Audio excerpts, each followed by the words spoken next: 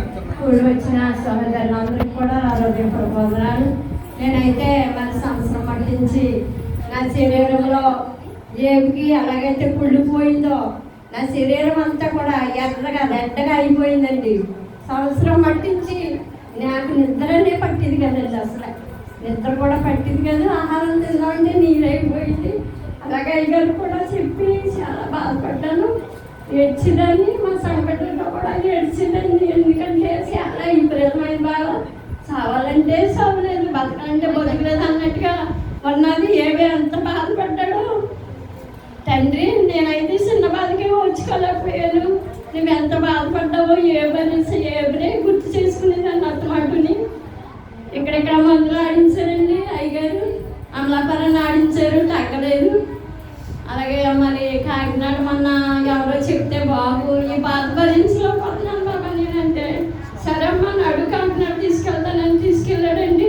తీసుకెళ్ళినంటే రక్త పరీక్షలు చేశారు, మళ్ళీ మందులు రాశారు, సూపులు, ట్యాబ్లెట్లు, సబ్బు రాశారు. 4 రోజులకే నా శరీరం అంతా మామూలు శరీరం అయిపోయిందండి. కూడా మొన్న ఫోన్ చేస్తే అమ్మ పాలు గ్లాసులో తెచ్చుకో, ప్రార్థన చేస్తాను తాగేదిగాని అన్నారు.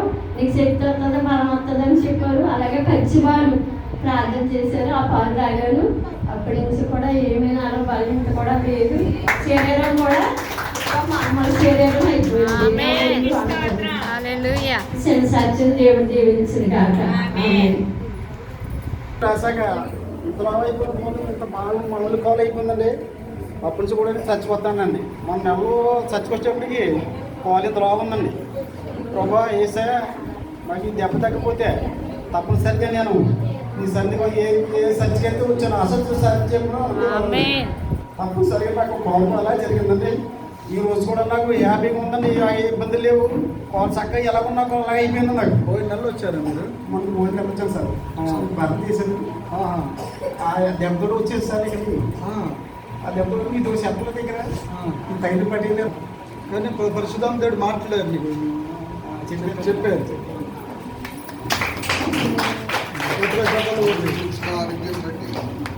దేవుడికి మహిమ.